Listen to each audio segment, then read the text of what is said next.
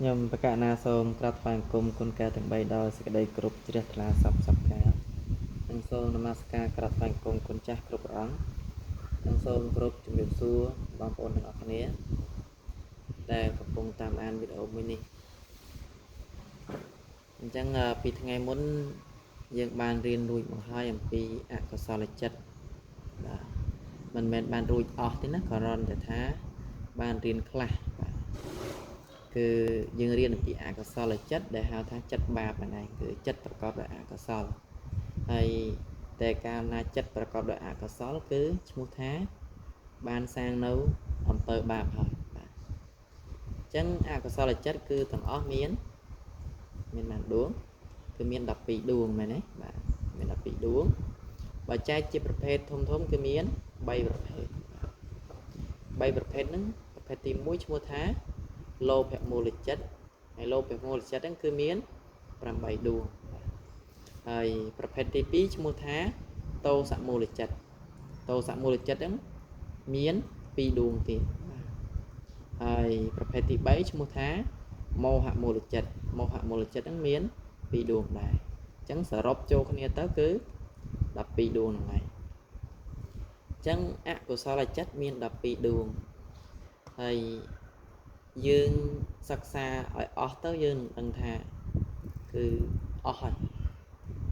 ប្រភេទចិត្តដែលជាអកុសលប្រភេទចិត្តដែលជាចិត្តបាបគឺមានតែ12ហ្នឹងទេដែលព្រះពុទ្ធព្រះអង្គបានសម្ដែងមកមាន12គឺមិនលើសមិនខ្វះយើងចង់រកឲ្យលើសហ្នឹងក៏រកអត់ឃើញអត់មានព្រោះធម្មជាតិនេះវាមានត្រឹមតែ12ហ្នឹងហើយបើយើង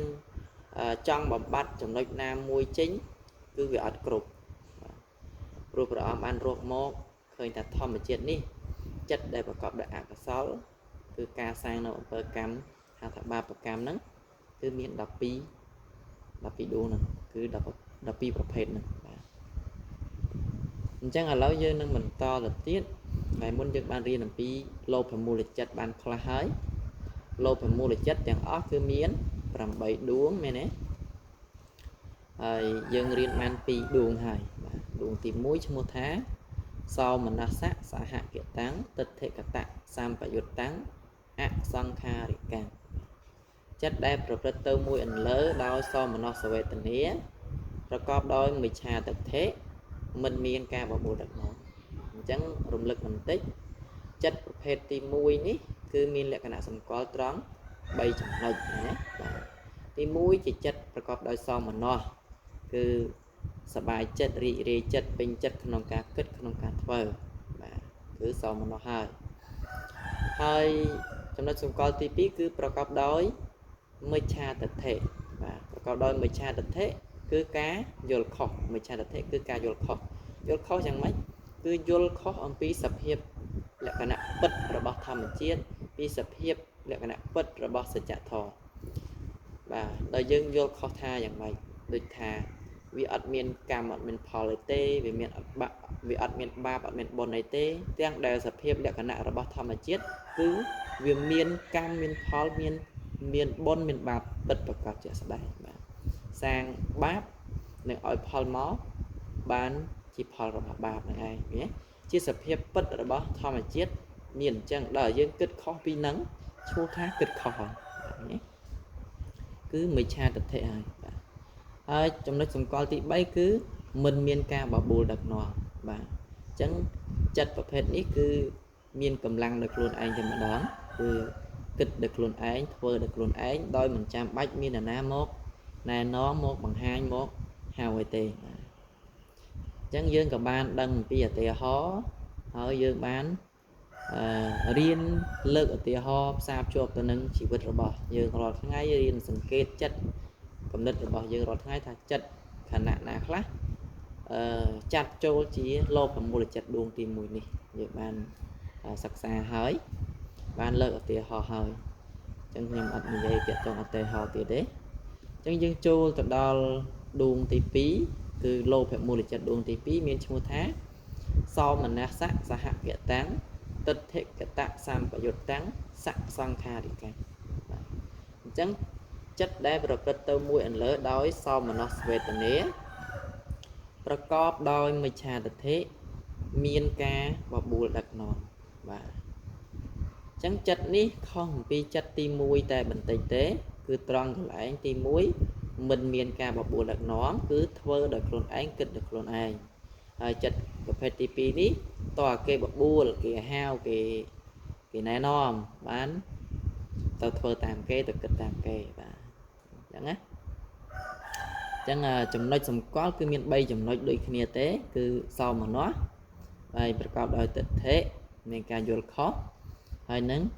ដួងទី2នេះគឺតើគេបបួលបាទតើតែមានអីមួយមកបបួលមានគេមកណែនាំគេមកប្រាប់ទៅបង្ហាញទៅក៏ធ្វើតាមគេបាទហើយយើងក៏បានលើកជាឧទាហរណ៍រួចហើយដែរអញ្ចឹងមុននឹងចូលដល់ដួងទី3ខ្ញុំចង់និយាយត្រង់ចំណុចទិដ្ឋិបន្តិចទិដ្ឋិហ្នឹងគឺជាសភាពយល់ខុសដែលថាយល់ខុសគឺយល់ខុសនឹងសភាពពិតលក្ខណៈរបស់ធម្មជាតិនឹងឯងបាទយល់ខុសបើយើងឧទាហរណ៍ងាយស្ដាប់ងាយយល់ថាភ្លើងវាក្តៅដល់យើងយល់ថាភ្លើងត្រជាក់ហ្នឹងយើងយល់ខុសអញ្ចឹងតើយល់ខុសហ្នឹងវាមានលក្ខណៈយ៉ាងម៉េចខ្លះហើយមានប្រមាណប្រភេទអីខ្លះដែលព្រះអង្គបានសម្ដែងគឺមានច្រើនប្រភេទប៉ុន្តែខ្ញុំនឹងលើកយកមកតែមួយប្រភេទទេឈ្មោះថានិយតមិច្ឆាទិដ្ឋិនិយតមិច្ឆាទិដ្ឋិនេះមាន3យ៉ាងណាបាទនិយតមិច្ឆាទិដ្ឋិការយល់ខុស3យ៉ាងតែ3យ៉ាងនោះមានអីគេខ្លះទី1ឈ្មោះថាអកិរិយៈទិដ្ឋិបាទអកិរិយៈទិដ្ឋិហ្នឹងគឺទិដ្ឋិដែលយល់ថាការធ្វើនៅអំពើទាំងពួងដែលជាអំពើល្អក្តីអាក្រក់ក្តីមិនចាត់ជាបាបឬបុណ្យឬថាមិនមែនជាកុសលកម្មនិងអកុសលឡើយយល់ថាមិនមានកម្មបាទអញ្ចឹងត្រង់ចំណុចនេះនិយតមិច្ឆាទិដ្ឋិទី1នេះគឺយល់ថាអត់មានកម្មទេអត់មានការសាងនៅអំពើបាបមានការសាងនៅអំពើបុណ្យនេះទោះបីជាយើងសម្លាប់សត្វលួចទ្រព្យគេប្រព្រឹត្តខុសក្នុងកាមនិយាយកុហកផឹកគ្រឿងស្រវឹងអីក៏ដោយក៏អត់គិតថាអាហ្នឹងជាអំពើបាបដែរវាគ្រាន់តែជាសកម្មភាពធ្វើធម្មតាទៅវាគ្មានបាបគ្មានបុណ្យអីទេឃើញវាគ្មានបាបចោចអីទេអ្នកខ្លះចេះចឹងណាអញ្ចឹងអាគិតថាមិនមានកម្មគឺស្ថិតនៅក្នុងនិយតមិច្ឆាទិដ្ឋិហ្នឹងដែរទី1ហ្នឹងគឺគិតថាអត់មានកម្មទេអត់មានការសាងកម្មទេទោះបីសម្រាប់គេក៏មិនមែនជាការសាងកម្មដែរទី2គឺណដ្ឋិកៈទិដ្ឋិបាទណដ្ឋិកៈទិដ្ឋិនេះគឺទិដ្ឋិដែលយល់ថាការធ្វើនៅអំពើទាំងពួងទោះល្អក្តីអាក្រក់ក្តីនឹងមិនមានផលជាសុខឬទុក្ខឡើយយល់ថាមិនមានផលបាទអញ្ចឹងទី2នេះគឺយល់ថាអត់មានផលបាទទី1នោះយល់ថាអត់មានកម្មមានន័យថាការធ្វើទាំងឡាយវាមិនមែនជាការសាងកម្មទេហើយទី2នេះយល់ថាវាអត់មានផលត្រឡប់មកវិញអីទេអាការដែលយើងធ្វើអ្នកទី1យល់ថាធ្វើហ្នឹងអត់មែនជាកម្មអញ្ចឹងបើវាមិនមែនជាកម្មវាអត់មានផលទេគាត់យល់អញ្ចឹងការដែលយល់ថាវាអត់មានផលបាបអត់មានផលបុណ្យអីទេទោះបីជាយើងធ្វើយើងសម្លាប់គេក៏ដោយលួចគេក៏ដោយវាគ្មានផលអីទេបាទលួចគេឲ្យតែកុំឲ្យគេតាមទាន់បានណាគេតាមទាន់វាគេចាប់ដាក់គុកអីចឹងណាប៉ុន្តែមិនគិតថាអាហ្នឹងគឺជាអំពើកម្មទេហើយដល់ទៅពេលហើយក៏គិតថាវាគ្មានផលត្រឡប់មកវិញឲ្យយើងជាទុកជាទោសអីដែរណាបាទទាំងទី1គិតថាអត់មានកម្មទី2គិតថាអត់មានផលទី3គឺអហេតុកៈទិដ្ឋិគឺទិដ្ឋិដែលយល់ថាអ្វីដែលកើតឡើងមិនមានហេតុពីមុនឬបច្ច័យដតីគឺកើតឡើងដោយឯងតែម្ដងយល់ថាមិនមានទាំងកម្មមិនមានទាំងផលគឺយល់ថាគ្មានកម្មផលឃើញទេបាទទី3នេះគឺសរុបមកតែម្ដងយល់ថាកម្មក៏អត់មានយល់ថាផលក៏អត់មានបាទអញ្ចឹងនៅពេលដែលគាត់យល់ថាកម្មក៏អត់មានផលក៏អត់មានបែបនេះការប្រព្រឹត្តអកុសលរបស់គាត់គឺ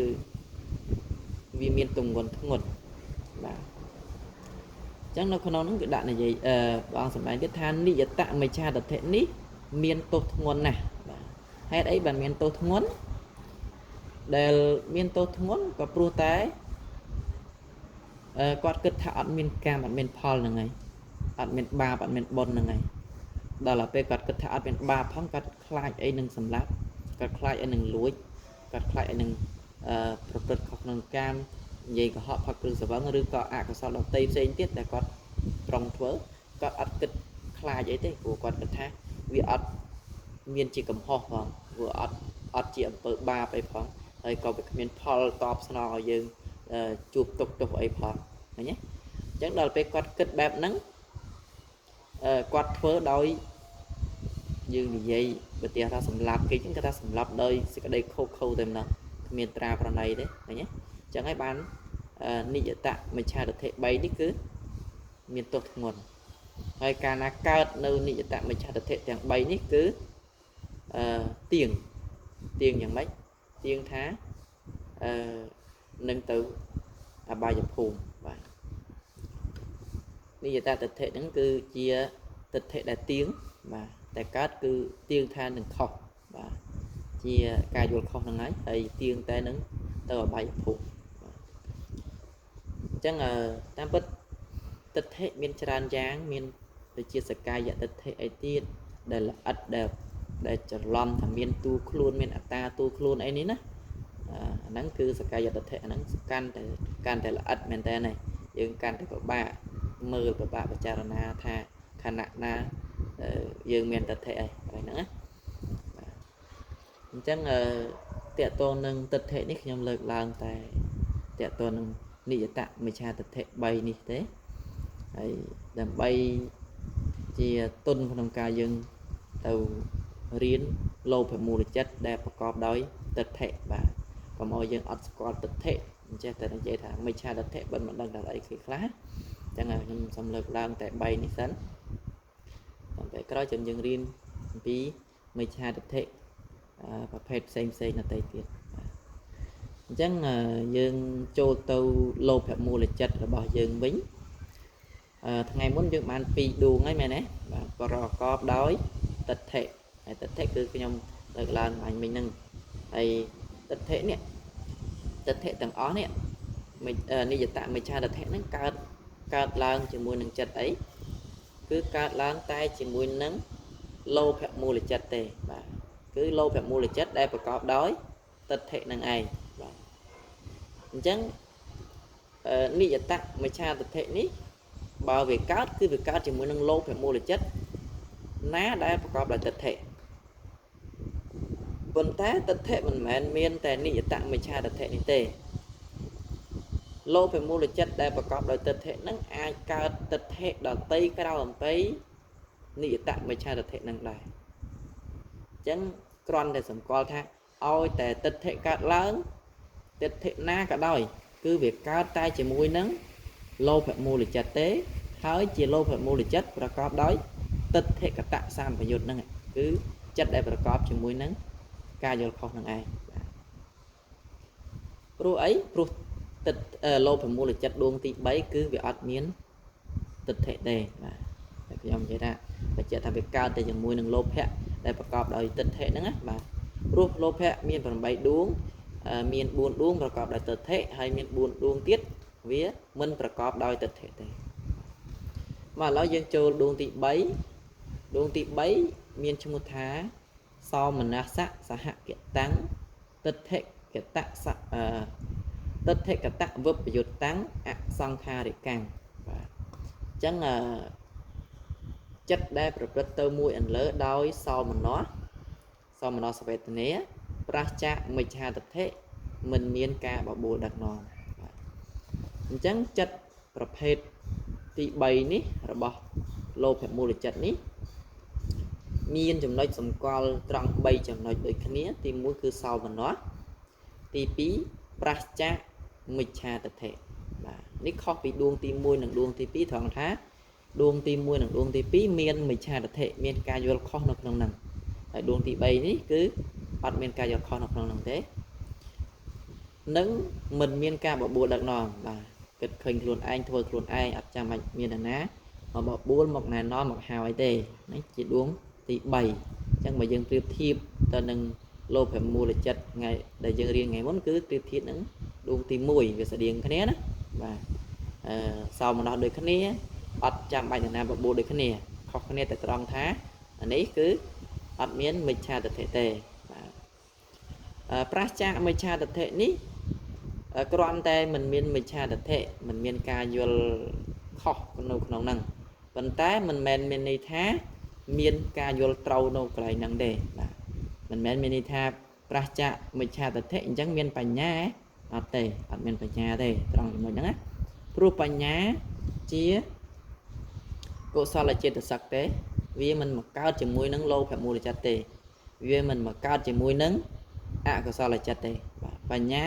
វាកើតតែជាមួយនឹងមហាកុសលចិត្តគឺជាចិត្តបុណ្យបាទអញ្ចឹងចិត្តបាបទាំង12នេះបញ្ញាមិនដែលមានវត្តមានមកនៅជាមួយទេបាទបើមានវត្តមានបញ្ញាគឺប្រភេទចិត្តបុណ្យហើយចាំអញ្ចឹងណាអញ្ចឹងដើម្បីយល់បានកាន់តែច្បាស់តើតើយើងរៀនផ្សារភ្ជាប់ទៅនឹងឧទាហរណ៍ហើយយើងយកមកសង្កេតពិនិត្យនឹងចិត្តគិតរបស់យើងរាល់ថ្ងៃតើខណៈណាខ្លះដែលយើងបានគិតប្រកបដោយលោភៈហើយតើការគិតរបស់យើងចាត់ចូលជាលោភៈដួងទីប៉ុណ្ណាអញ្ចឹងដួងទី3នេះយើងសម្គាល់ថាវាមានសេចក្តីសោមនស្សរីករាយបាទហើយប្រឆាចមិច្ឆាទិដ្ឋិនិងមិនមានការបបួលដឹកនាំអញ្ចឹងខ្ញុំភ្ជាប់ជាមួយនឹងឧទាហរណ៍មួយឧទាហរណ៍គឺស្ដាប់ចម្រៀងហើយក៏ពេញចិត្តនឹងចម្រៀងនោះស្ដាប់ទៅពីរោះនេះអាខណៈពីរោះហ្នឹងគឺទូអីគឺសោមនស្សវេទនាហ្នឹងហើយអញ្ចឹងនេះចូលកន្លែងសោមនស្សវេទនាហ្នឹងស្ដាប់ទៅគេព្រោះពេញចិត្តលងលោចទៅតាមបទចម្រៀងអញ្ចឹងណាបាទហ្នឹងគឺសោមនស្សហើយស្ដាប់ដោយឯងមិនមាននរណាបបួលឡើយត្រង់ចំណុចហ្នឹងគឺធៀបនឹងភាសាបាលីគឺអសង្ខារិកាំងណាគឺស្ដាប់ដោយឯងដោយអត់មាននរណាបបួលទេអញ្ចឹងយើងមើលវាស្តៀងគ្នានឹងដួងទី1មែនទេបាទវាស្តៀងគ្នានឹងដួងទី1ព្រោះថាមានសោមនស្សដូចគ្នាហើយអត់មាននរណាបបួលដូចគ្នាបាទគាត់ថាកន្លែងនេះគឺ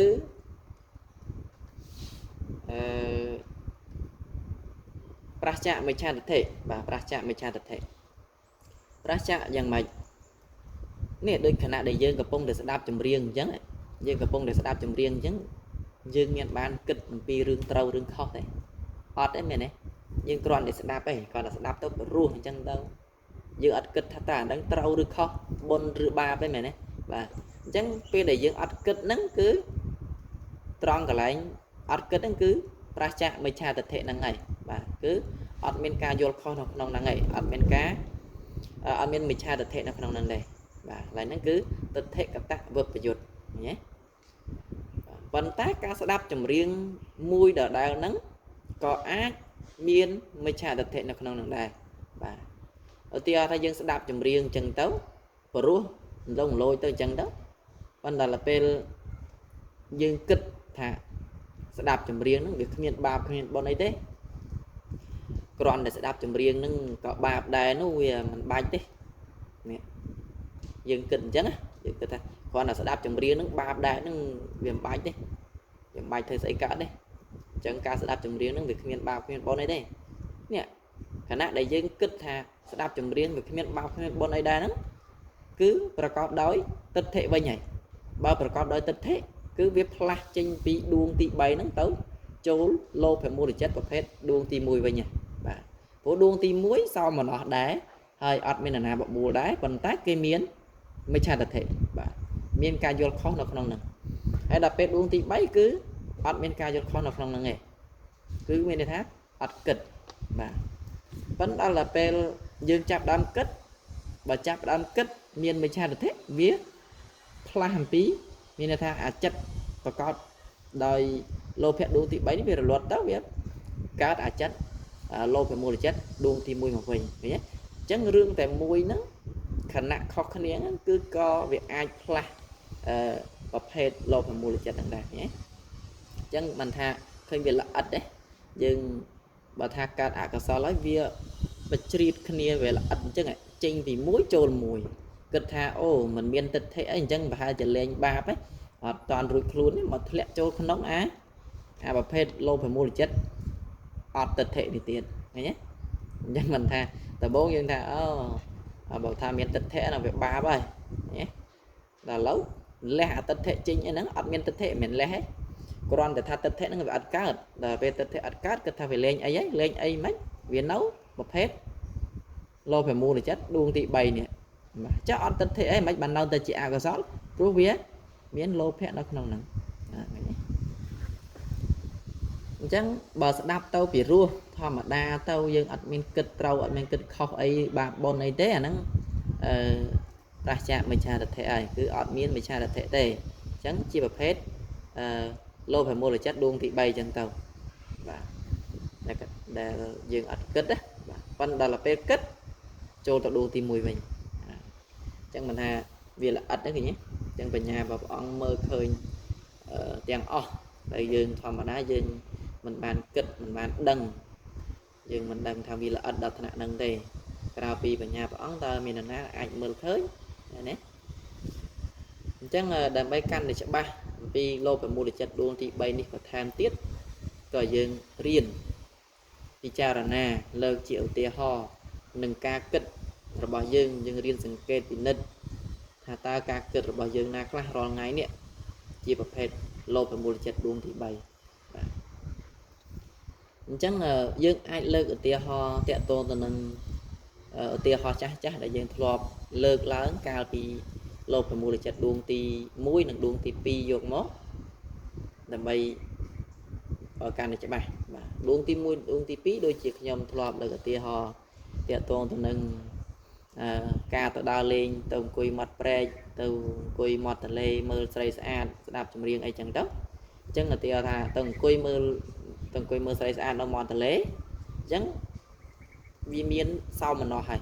បាទគឺរីករាយចិត្តពេញចិត្តឲ្យបាននឹកឃើញណាអញ្ចឹងដល់ទៅពេលទៅអង្គុយមើលដោយខ្លួនឯងអត់មានអ្នកណាបបួលទេហើយថែមទាំងគិតទៀតថាការមើលហ្នឹងវាគ្មានបាបគ្មានបុណ្យអីទេគ្រាន់តែមើលស្រីស្អាតប៉ុណ្ណឹងក៏បាបដែរនោះមិនបាច់ទេណាគ្រាន់តែមើលប៉ុណ្ណឹងបាបដែរអញ្ចឹងប្រកបដោយលោភៈហើយយើងនៅតែថាមិនបាបទៅទៀតនេះ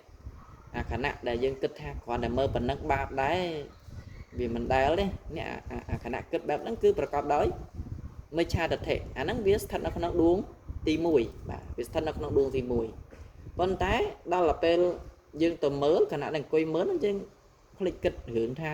តើវាបាបអត់ឬក៏បុណ្យអត់ហើយវាខុសអត់វាត្រូវអត់យើងអត់គិតទេយើងគ្រាន់តែមើលឲ្យសប្បាយចិត្តរីករាយចិត្តនឹងមើលអញ្ចឹងទៅអញ្ចឹងខណៈដែលមើលភ្លេចគិតមើលអត់បានគិតរឿងត្រូវរឿងខុសរឿងបាបរឿងបុណ្យអីហ្នឹងគឺជាប្រភេទលោភៈមូលចិត្តដួងទី3នេះវិញព្រោះវាអត់មានទិដ្ឋិនៅក្នុងហ្នឹងបាទព្រោះវាអត់មានទិដ្ឋិនៅក្នុងហ្នឹងឃើញទេអញ្ចឹងគឺវាល្អិតអញ្ចឹងហើយយើងអាចលើកឧទាហរណ៍ដទៃផ្សេងទៀតដែលការងារយើងធ្វើគ្រប់ខណៈចិត្តរបស់យើងទាំងអស់យើងត្រូវដឹងថាសាងនៅកម្មគ្រប់ពេលឲ្យតែចាប់ដើមគិតគឺចាប់ដើមសាងនៅកម្មហើយការសាងកម្មគឺមានពីរប្រភេទបើមិនអកុសលកម្មគឺកុសលកម្មមានន័យថាបើមិនសាងបាបគឺសាងបុណ្យហើយដល់ទៅពេលយើងថាគ្រាន់តែគិតមើលស្រីស្អាតក៏បាបដែរអញ្ចឹងយើងគិតថាមានចិត្តប្រភេទណានោះដែលមិនមែនជាចិត្តប្រភេទ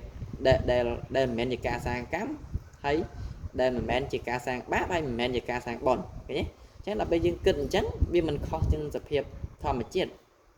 បាទសភាពធម្មជាតិគឺគ្រប់ការគិតទាំងអស់ត្រូវបានយើងហៅថាជាការសាងកម្មបាទគ្រប់ការគិតទាំងអស់ជាការសាងកម្មហើយការសាងកម្មមានពីរគឺសាងអកុសលកម្មនិងកុសលកម្មបាបនិងបុណ្យណាដល់យើងថាគាត់ស្ដាប់ចម្រៀងបាបដែរអញ្ចឹងយើងចង់ប្រាប់ថាអាការស្ដាប់ចម្រៀងហ្នឹងវាអត់មែនជាការសាងកម្មអញ្ចឹងឃើញវាខុសនឹងសភាពលក្ខណៈរបស់ធម្មជាតិដែរឃើញទេអញ្ចឹងដល់ទៅពេលយើងគិតបែបហ្នឹងខណៈដែលយើងគិត tha vì ăn miên ba bạn miên bon này tế nắng vía mẹn chia đuông tị bay đi thế vì thân nó nóng lô phải mua là chất đuông tị mùi để dương thọ bàn riêng hai nó về đại dương sẽ đạp tàu lông lông tàu và ruột tàu ở ban kịch đường tàu đường khóc vía lẽ cho mó đuông tị bay này vinh chẳng là sản phẩm thà bao bọn ai chọn ba nó lại nắng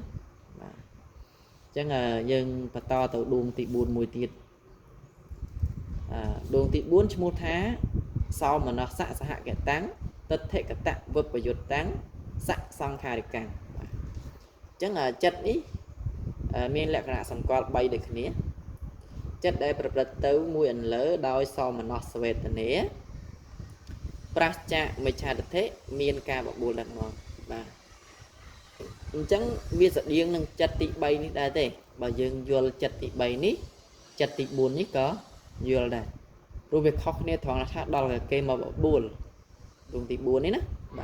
bà đuông tị bay ní vô đuông tị buồn cần nghề đây rồi khó khăn té mà chúng nói gì cứ toàn miền nệm mà bua miền nệm mà hao miền nệm mà này nó bán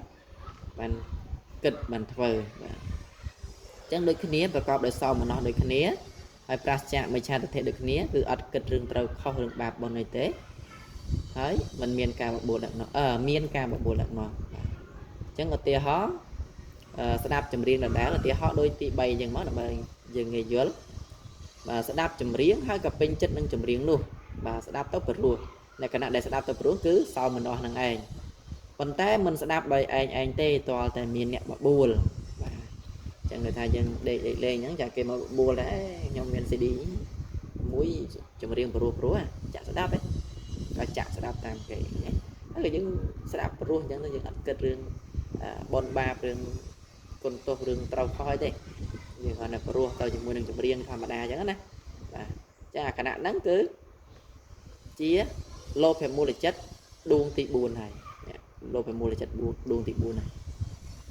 hay thảo chăm tha bà cát là lô phải mua là chất đuông tị bay rồi tị buồn đi hái cứ sang ba phải chẳng còn đò dân đăng cái lại nó mình dân lên sau sau là thà hai để mình nhom chỉ vật nhom chụp tục cho ra mà la và chụp tục cho ra mà lát luôn dân dầm bồ từ đời từ ba tới rồi ngày trận và một thời trận dân kịch mình phốt chẳng ấy nè nát cái đó cho oi tê mình còn khai chia ra cho bậc quá kịch mình phốt đấy đừng lô phải mua lịch chất nhé chia phải xét cứ lô phải mua lịch chất và cọp đói pracha mình cha được thế nè đuông thì bay đuông thì buồn ấy ní cứ là ắt nè giờ mình ngây mơ đăng thao về chia có sao là chất đấy nhưng mà đây giờ bậc cô thế nào sao tá lúc lẹ ban lột phải mua lịch chất ban tại buồn đuông đấy cứ đuông ná đá và cọp đói mới cha được thể miền ca vô khó nó không nắng cứ ở đây giờ bậc cô thế nào sao tá ban lẹ hơi phần té lột phải mua lịch chất ná đá và cọp đói đại pracha mới cha được thế nhìn thấy mình miền ca vô khó nó không nắng cứ nâu miền đôi dương đại và làm tham mình crash đôi dương ngày chẳng á vấn đề mình toàn ban cắt đại thì chẳng lô phải mua lịch chất này cứ sợ hiệp việc ắt là ắt đôi dương mình gây nên tam đàn đắng thời và tam đàn đắng hết con mình gây không cả lẹ chỉ có sẽประกอบ đôi pracha mới cha được thế ấy nè từ là ắt men tên rồi bay tè sao tá hay nâng sạc tía và ở đây giờ một con miền bay miền buồn thế từ miền sao tá sạc tía là kia nâng bè hòn chẳng sao tá chia thạ tì muối sạc tía chỉ thạ tì pì chẳng thạ tì muối nâng thạ tì pí cứ lẹ ở toàn bàn được khné lô phải mua chất đèn pracha mới cha được thế nhé nông miền được khné chẳng mình tham việc là ắt nè mình nghe cái năng can lẹ tê mà chẳng nhưng ai sạp chuột từ đằng ô tia họ đã tìm xem tiền mới là mời ơi bàn vô cho bạn pi lâu phải mua được chất chẳng pi đuông đi chẳng ca nghe đã tìm xem tiền nó không chỉ vật bởi dân cả đôi dân riêng kịch ta khả năng là khác chia lâu phải mua được chất lâu phải mua được chất dân sầm qua trong thà sầm rạp 4 đuông hàng đam này dương ban riêng ní cứประกอบដោយស một nó và dương riêng có thao viประกอบដោយស một nó hay mà miền mình trai đặc thế cứ đuông tìm mùi được đuông tìm pi rồi hay bà ọt miền mình trai đặc thế thế cứ đuông tìm bay được đuông tìm buồn này ọt tan rụt luôn này nè ọt tan rụt luôn trên tí lô về mua là chặt này cây mà tôi là ắt đấy là ắt đây cho nó không chỉ vớt vào dương là cho đàn tại dương thưa em mua trong ai kia sao trong ai kia sao đó dàn mạch đã xong nói mà những phơi muối nhưng chọn kia sợ của ca nghe là o ở kia sao cái đặt chọn ở kia sáng cứ tu lô khẽ phần những ắt kết rương thà việc trâu việc kho việc côn việc tôi thấy đây mà chẳng bà dân ắt kết khả năng đáng cứ ra cha mày cha được thể nhé phần là bây dân kết kết thật luôn anh trâu ban kia sao miền luôn sầm rạp ở kia sao vậy đó nè vô thảm miên tu luôn prăng thưa đầm bay ở luôn anh đi từ xa vô thảm miên luôn sầm rạp ở kia từ xa nó bây giờ kết đường nắng cứประกอบដោយtật thể mình và chuột sợi cài giật tật thể về nắng vô thảm miên luôn miên atta tu luôn và chẳng bàประกอบដោយtật thể việc lẽ cho tập nó lô phải mua là chất và phép đuông thì muối rứ đuông thì pì vậy bà thưa luôn anh kết luôn anh đuông thì muối đó bà tòa cái prap cái bậc 4 đuông thì pì đó nhé phần bà dân thưa với đòi ọt miên kết rương trâu không bà bọn này tế đuông thì 7 đuông thì 4 như nào nhé chẳng đòi trả ra nó đuông thì 7 đuông thì 4 ấy cứ sẽ cả một hiệp để dân thưa đòi trả ra nó cứ sầm bầu khả năng nó dân thua càng như ấy coi dân mình chơi thật kết rương trâu đừng khôn hố đấy mày đấy ai tha từ 4 dân kịch từ 4 kịch là nó trâu được khó nhận đó là dân kịch hà nó trâu chẳng là việc khó xóa cái dân thưa đầu tiên khả năng đặt thưa dân ăn ban kịch tiết dân còn là sầm lăng ca nghi hay cả thưa rồi cả kịch chẳng có dân chụp cái nhé chẳng là trả ra nó cứ lô phải mua để chặt đuông thị 7 được đuông thị 4 này cứ cao trả ra này chẳng những ai lên cái tia ho đã tây xây tiền tớ khả năng ấy khác lên thì ho một tiết chứ tại thà dương từ riêng từ cái ok mà chẳng khả năng đại dương từ riêng cứ rồi cái dương miên sầm lên và rúa dương riêng chẳng khả năng đại dương riêng đó dương về rúa nữa phải cả trôi chất riêng những cái sau mà nó cho mùi về cái nhé và sau mà nó cho mùi về chẳng là dương ăn kết thà riêng nó trâu được khó ấy đi nhưng còn là riêng và rúa trôi chất riêng cứ sau mà nói hay có riêng là anh đó cái nào để riêng là anh cứ lô phần mua để chặt đuông thị 7 này hay là bên là cây miên một cái bộ buồn này ta đã một bọt đó đã cái thêm bọt riêng cái bộ buồn nhé cái hào cái này làm nhé có lô phần mua chặt đuông thị buồn phố lô phần mua là chặt đuông thị 4 vì miên cầm lăng bằng giấy bị cầm lăng non ca cực non ca thuốc việc sau nhưng đuông thị 7 và cái bộ buồn ngày sẽ tới hàng cái chết hàng sẽ tới với khác để thao lao dân tầm cùi lại người chỉ riêng cái đó ok em chất chọn đấy này mình toàn chỉ riêng là cái bộ buồn đã một bọt đó chẳng đất có chỉ riêng kê dần đầu và cho đuông thị buồn dần đầu nhé admin ca vô khó vô trâu ấy để nó còn đang dừng cái rừng trâu đừng khó còn chỉ riêng bài chất chẳng hạn và vấn đề bé khác mình miền ca vô khó tại vì miền nè tu miền nhé cứ việc cắt là nó không lột phải mua được chất đấy hay việc cắt là nó không lột phải mua được chất đấy mình miền tật thể và ở miền ca vô khó của tật thể năng miền nhé nó cứ việc cắt là cái này bà miền tật thể ở miền này hay bà miền nhé ở miền tật thể này hay đuông tị 7 này đuông tị 4 ít pe khác cao về miền nhé pe khác cao vì ở miền này đây thì người ta bị ọt chẳng tật thế bị ọt chẳng miền nè những cái đó dân riêng những đó về các dân miền mô tả hiện được luôn ai nhé nuốt được luôn ai cực thật luôn ai nhé riêng bro miền là riêng bro đó cái nhóm riêng bro này trẻ nó miền nè priệp thì luôn cái miền riêng ấy ban bro được nhóm đấy nhé nó dân miền nè priệp thiệp miền nè rừng ăn priệp thiệp luôn anh cây những cái này và nó cứ đuông thị buồn là đuông thị 7 đã bao giờ phơi được con ấy cái bộ 4 đuông thị buồnอย่างđó chẳng យើងអាចលើកឧទាហរណ៍ដតីច្រើនផ្សេងទៀតដើម្បីរៀនសង្កេតពិនិត្យថាតើរាល់ថ្ងៃនេះចិត្តរបស់យើងតើសម្បូរទៅដោយអកុសលឬក៏សម្បូរទៅដោយកុសលហើយបើសម្បូរទៅដោយអកុសលទេឈប់ឆ្ងល់ទៅថាហេតុអីបានជាយើងជួបទុកច្រើនម្ល៉េះបាទព្រោះយើងសាងនៅកម្មណាវាតែងតែបាននៅកម្មនោះបាទហើយបើយើងគិតថាគ្មានទេគ្មានបាបគ្មានបុណ្យអីទេអាហ្នឹងវារឹតតែធ្ងន់ណាស់ហ្នឹងគឺចូលនិច្ចតមច្ឆាទិដ្ឋិហើយគឺវាបាបហើយគឺគិតបាបហើយហ្នឹងណាបាទអញ្ចឹងថ្ងៃនេះគិតថាប៉ុណ្្នឹងចាស់យើងរៀនបានតែ2ដួងបន្ថែមទៀតហើយអញ្ចឹងដើម្បីយល់ច្បាស់យល់ហើយយើងត្រូវរៀនសង្កេតពិនិត្យមកចិត្តរបស់ខ្លួនយើង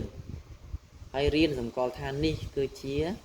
អកុសលហើយខណៈដែលកើតចិត្តប្រភេទទាំងអស់នោះគឺអកុសលហើយយើងរៀនប្រាប់ខ្លួនឯងទៅថាចិត្តនេះជាចិត្តអកុសលហើយពេលដែលយើងទទួលស្គាល់យើងរៀនតលតដឹងចិត្តនឹងព្រមទទួលទៅយើងក៏អាចលះបានខ្លះ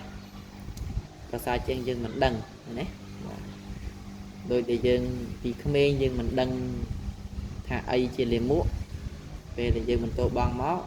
ក៏យើងអត់ដឹងយើងចាប់កាន់លេងnhư thếដើមហ្នឹងហើយដល់ពេលយើងធំទៅយើងរៀនយូរទៅយើងដឹងថាហ្នឹងជាលាមកវាកើតចិត្តរអៀសកើតចិត្តខ្ពើម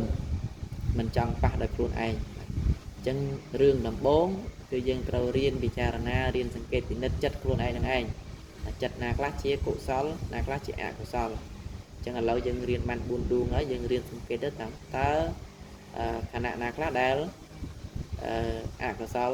ប្រភេទដួងទី1ទី2ទី3ទី4នេះតែយើងរៀនសង្កេតចឹងយូរទៅឲ្យយើងស្គាល់ឲ្យយើងដឹងណាបាទយើងដឹងយូរទៅវាជាផ្លូវក្នុងការដែលយើងលះវាចេញបាទដូចទីថាក្មេងមិនស្គាល់លាមកអញ្ចឹងដល់ពេលវាស្គាល់វាដឹងពីសភាពលាមកខ្វក់ក៏វាលះហើយបាទអញ្ចឹងថ្ងៃហ្នឹងប៉ុណ្្នឹងចាស់ចាំពេលវេលាក្រោយទៀតចាំជួបគ្នាហើយយើងបន្តទៅរៀនលោភៈមូលចិត្តដួងទី5ទី6អីចឹងទៀតទៅណាបាទអញ្ចឹងសង្ឃឹមថាបងប្អូនអាចយល់បានហើយបើសិនជាការបញ្យល់របស់ខ្ញុំមានចំណុចលើសលួសខ្វះខាតត្រង់ចំណុចណាក៏សូមអធិស្ឋានផងហើយបានដឹងថាកន្លែងណាខ្ញុំបញ្យល់ខុសក៏សូមជួយកែតម្រូវឡើងវិញផងបាទព្រោះខ្ញុំបានរៀនសូត្រមុខនេះក៏មិនប្រកាសថារៀនសូត្រហើយនឹងពិចារណាបានត្រូវគ្រប់ជ្រុងគ្រប់ជ្រោយអីដែរគ្រាន់តែថាយើងបានរៀនហើយយើងក៏រៀនពិចារណាសង្កេតពិនិត្យពីចិត្តរបស់ខ្លួនយើងតើគណៈណាខ្លះអកុសលកើតឡើងគណៈណាខ្លះកុសលកើតឡើងបាទអញ្ចឹងមានតែប៉ុណ្្នឹងទេចាំពេលវេលាឱកាសក្រោយចាំយើងជួបគ្នាទៀត